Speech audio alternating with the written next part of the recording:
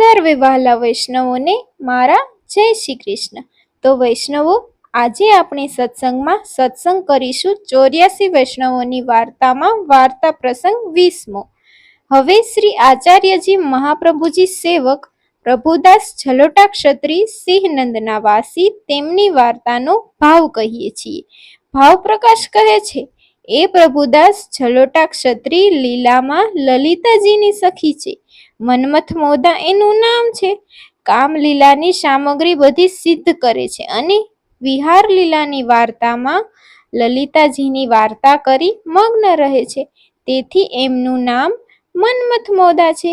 તે સિંહનંદમાં એક ક્ષત્રિયના ઘરમાં જન્મ્યા। પછી 13 વર્ષના થયા ત્યારે તેમના લગ્ન થયા। સ્ત્રી મહાકુપાત્ર આવી બધાને ગાળો દે, જે વસ્તુ મળે તે ચોરીને મા બાપને દઈ આવે। એમ કરતા પ્રભુદાસના મા બાપે દેહ છોડી દીધા। બધા સંબંધી તે સ્ત્રીના દુઃખમાંથી ઘરમાં આવે નહીં। પછી એક દિવસ સ્ત્રીને પ્રભુદાસે કહ્યું, ક્યાંય દ્રવ્ય લાવ। ત્યારે પ્રભુદાસે કહ્યું, દ્રવ્ય ક્યાં છે? મળશે તો લાવીશ। ત્યારે સ્ત્રીએ પ્રભુદાસને માર્યો। પ્રભુદાસને રીસ ચડી તેને સ્ત્રીને મારી। ત્યારે સ્ત્રી ચૂડી ફોડી માથું મુંડાવી ગામના હાકેમને કહી આવી, જે હું આ પ્રભુદાસની હવે સ્ત્રી નથી। જો આ ઘરમાં આવશે તો એના ઉપર શું મરીશ। ત્યારે પ્રભુદાસ પણ આવ્યા અને કહ્યું, હું ઘર છોડીને જાઉં છું, મારે તારો કોઈ દાવો નહીં। આ પ્રકારે છૂટાછેડા કરીને ગામથી નીકળી ગયા। તે રાજનગર સિકંદરપુરમાં આવ્યા। ત્યાંથી રામદાસ ક્ષત્રિય એમની જ્ઞાતિના હતા, ત્યાં ઉતર્યા। તે રામદાસને મર્યાદા માર્ગીય વૈષ્ણવનો સંગ થયો હતો। ત્યાં પ્રભુદાસ થોડાક દિવસ રહ્યા। એ અરસામાં શ્રી આચાર્યજીને રાજનગર સિકંદરપુરની પાસે બગીચો હતો, ત્યાં ઉતર્યા હતા। તે બગીચામાં પ્રભુદાસ આવ્યા। પછી આચાર્યજીના દર્શન કરીને મનમાં આવ્યું કે એમના સેવક થઈએ। ત્યારે શ્રી આચાર્યજીને વિનંતી કરી, મહારાજ કૃપા કરીને મને સેવક કરો।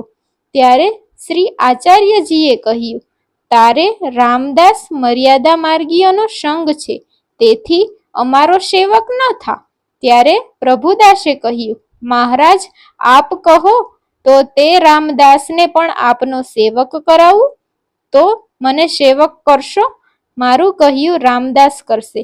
ત્યારે શ્રી આચાર્યજીએ કહ્યું, શું થયું? સેવક કરાવે તેનો અંગીકાર મર્યાદામાં જ છે, પરંતુ જા રામદાસને લઈ આવ, બંનેને સંગ સેવક કરીશું।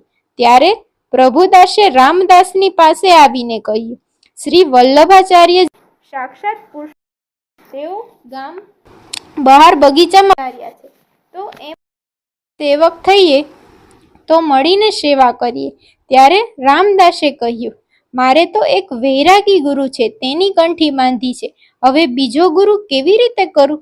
ત્યારે પ્રભુદાસ કહે, હવે અમારે અને તારે નહીં બને, મારા વસ્ત્રપાત્ર દે। ત્યારે રામદાસે કહ્યું, તમારે લીધે સેવક થઈશ, પરંતુ હું મારી ટેવ નહીં છોડું। ત્યારે પ્રભુદાસ કહે, સેવક તો થા, રીતિ ન કરીશ। ત્યારે પ્રભુદાસ રામદાસ બંને આવ્યા। શ્રી આચાર્યજીને નહડાવીને બંનેને નામ સંભળાવ્યું। ત્યારે પ્રભુદાસને તો શ્રી આચાર્યજીના સ્વરૂપનું જ્ઞાન થયું, પરંતુ રામદાસને ન થયું। પછી પ્રભુદાસે વિનંતી કરી, મહારાજ બંનેને કૃપા કરીને નિવેદન કરાવ। ત્યારે આચાર્યજી કહે, રામદાસને નહીં। એટલે પ્રભુદાસ સમજી ગયા। પછી કહે, મને જ કૃપા કરીને કરાવો। ત્યારે શ્રી આચાર્યજીએ કહ્યું, પ્રભુદાસને બ્રહ્મ સંબંધ કરાવો। પછી ભગવત સેનાનું પણ પ્રભુદાસ અને રામદાસે મળીને પૂછ્યું। ત્યારે શ્રી આચાર્યજી કહે, હમણાં નહીં, થોડા દિવસ પછી। એમ કહીને આપ તો શ્રી ગોકુલ પધાર્યા। પછી પ્રભુદાસ તો પૃષ્ટિ માર્ગીય રીતે બતાવે, પરંતુ રામદાસ મર્યાદા માર્ગની રીતિ કરે। એમ કરતા કરતા થોડા દિવસમાં શ્રી આચાર્યજીના મોટા પુત્ર શ્રી ગોપીનાથજી રાજનગર સિકંદરપુરમાં પધાર્યા। ત્યારે રામદાસે વિનંતી કરી, મહારાજ સેવા પધરાવી આપો। ત્યારે શ્રી ગોપીનાથજીએ એક બ્રાહ્મણના ઘરે શ્રી મદમોહનજીને ત્યાં હતા. તે બ્રાહ્મણોને કંઈ આપીને બંનેના માથે ઠાકોરજી પધરાવ્યા. પછી શ્રી ગોપીનાથજી અડેલ પધાર્યા. રામદાસ તો મર્યાદા માર્ગની રીતિ પ્રમાણે આહવાન, વિસર્જન વગેરે પૂજાની રીતિ કરે. પછી એક દિવસ પ્રભુદાસ અડધી રાત્રિએ પોતાની વસ્તુ લઈને ચાલ્યા ગયા. કેમ કે રામદાસના સંગે ક્યાં સુધી માથું દુખાવવું, અને તો તેને તો જ્ઞાન પણ નથી. જેવા રામદાસ તેવા જ મર્યાદા માર્ગીય ઠાકર શ્રી ગોપીનાથજીને પધરાવી આવ્યા. તેથી ત્યાંથી ચાલી શ્રી ગોકુલમાં આવીને શ્રી આચાર્યજીને દંડવત કર્યા. ત્યારે શ્રી આચાર્યજીએ કહ્યું, પ્રભુદાસ આવ્યા. ત્યારે પ્રભુદાસે વિનંતી કરી. મહારાજ માંડ માંડ દુસંગથી છૂટ્યો. ત્યારે શ્રી આચાર્યજીએ કહ્યું, અમે તો તને પહેલા જ કહ્યું હતું કે મર્યાદા માર્ગીયનો અધિકારી છે અને તું પૃષ્ટિ માર્ગીય છે. સારું કર્યું જે સંઘ છોડીને આવ્યો. ત્યારે પ્રભુદાસે વિનંતી કરી, મહારાજ હવે મને ચરણાવિંદની પાસે રાખો, હું બહુ જ સંસારમાં ભમ્યો. ત્યારે શ્રી આચાર્યજી કહે, હવે અમારી પાસે સુખેથી રહો. પછી તે દિવસથી પ્રભુદાસ શ્રી આચાર્યજીને મહાપ્રભુ સાથે જ રહ્યા. તેમાં વાર્તા પ્રસંગ એક છે. એક દિવસ શ્રી આચાર્યજીએ મહાપ્રભુ મથુરા પધાર્યા. તે વિશ્રાંત ઘાટ સાથે બેઠક કરે છે. ત્યાં સંધ્યાવંદન કરતા હતા. પાસે 4 વૈષ્ણવ ઊભા હતા. દામોદરદાસ, હર્ષાની, કૃષ્ણદાસ, મેઘન, પ્રભુદાસ અને એક વૈષ્ણવ મથુરાનો હતો. ત્યારે ત્યાં રૂપ સનાતન જે કૃષ્ણ ચૈતન્યના સેવક છે, તેમણે શ્રી આચાર્યજીની પાસે આવી દર્શન કરીને દંડવત કર્યા.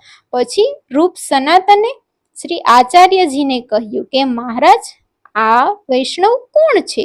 ત્યારે શ્રી આચાર્યજીએ કહ્યું કે આ અમારા સેવક છે. ત્યારે રૂપ સનાતને કહ્યું, મહારાજ આપનો માર્ગ તો પૃષ્ટિ છે અને સેવક દુબળા કેમ છે? ત્યારે શ્રી આચાર્યજીએ કહ્યું, અમે તો એમને રોક્યા કે આ માર્ગમાં ન પડો, પરંતુ એમણે અમારું કહ્યું ન માન્યું, તેનું ફળ ભોગવે છે. આ પ્રકારે ગૂઢ રીતિથી શ્રી આચાર્યજીને કહ્યું, પરંતુ રૂપ સનાતન કંઈ સમજ્યા નહીં. પછી રૂપ સનાતન આજ્ઞા માંગી શ્રી જગન્નાથરાયજીના દર્શને ગયા. ત્યારે કૃષ્ણ ચૈતન્યને પૂછ્યું, તમે ક્યાંથી આવ્યા? ત્યારે રૂપ સનાતને કહ્યું, અમે વ્રજના દર્શન કરીને આવ્યા છીએ. ત્યારે કૃષ્ણ ચૈતન્યએ પૂછ્યું, ત્યાં વલ્લભાચાર્યજીના દર્શન થયા? ત્યારે રૂપ સનાતને કહ્યું, મથુરામાં વિશ્રાંત ઘાટ ઉપર દર્શન થયા. એટલે કૃષ્ણ ચૈતન્યએ પૂછ્યું, કઈ વાર્તાનો પ્રસંગ કર્યો? રૂપ સનાતને કહ્યું અને પૂછ્યું કે આપનો માર્ગ પૃષ્ટિ અને આપના વૈષ્ણવો દુર્બલ બહુ જ. ત્યારે આપે કહ્યું, અમે તો એમને રોક્યા કે આ માર્ગમાં ન પડો, પરંતુ એમણે કહ્યું ન માન્યું, તેનું ફળ ભોગવે છે. આ સાંભળતા જ શ્રી આચાર્યજીના ભાવ કૃષ્ણ ચૈતન્યને સમજાઈ ગયો. તેથી એક મુહૂર્ત સીધી મૂર્છા આવી. રૂપ સનાતને એમ 3 વાર કહ્યું અને 3 વાર તેમને મૂર્છા આવી. પછી 4થી વાર પૂછ્યું. ત્યારે રૂપ સનાતને કહ્યું, જે હવે મારાથી કહી શકાશે નહીં. ભાવ પ્રકાશ કહે છે, કેમ કે શ્રી આચાર્યજીના સ્વરૂપનું રૂપ સનાતનને કંઈક જ્ઞાન હતું, તેથી કંઈક સમજ્યા. બહુ જ જો સમજત તો એમની દેહ છૂટી જતી. અને શ્રી આચાર્યજીએ કહ્યું, જે આ માર્ગમાં ન પડો અને સેવકોએ કહ્યું ન માન્યું, એટલે વિપ્રયોગ ફલદશાને ભોગવે જ એવો આશય છે. જેમ પંચધ્યાયમાં વ્રજ ભક્તોને શ્રી ઠાકુરજીએ કહ્યું ઘરે જાઓ, પરંતુ વ્રજ ભક્તોએ એ વાત ન માની, એટલે રાસલીલાના ફળને પામ્યા. હવે મર્યાદા માર્ગની રીતિ કહી છે. જે વેદની મર્યાદા એ છે કે સેવક થવા આવે તો એકવાર ના કહેવી. તે સેવકના ભાવથી દ્રઢતા જોવા માટે પછી તેની પૂર્ણ પ્રીતિ સેવક થવાની હોય તો સેવક કરવાથી તેને ફળ મળે. તેથી વૈષ્ણવને ના કહેલી, જે આ માર્ગમાં ન પડો, એટલે કે આ માર્ગ વ્રજ ભક્તોનો છે. જેમ વ્રજ ભક્તોને સર્વ સમર્પણ કરી શરણે થયા, ત્યારે ખાનપાન, દેહ સુખ બધું છૂટ્યું અને વિપ્રયોગની ફળ દશાને ભોગવે છે.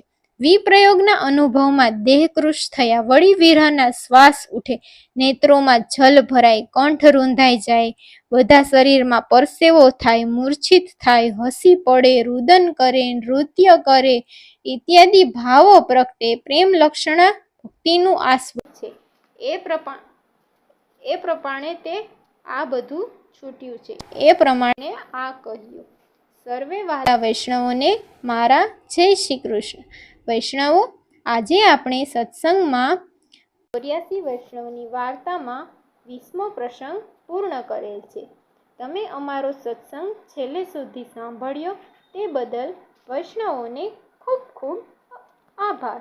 આવો જ અવનવો સત્સંગ સાંભળવા અમારી ચેનલને સબસ્ક્રાઈબ કરો અને તમારી પાસે સત્સંગને લગતી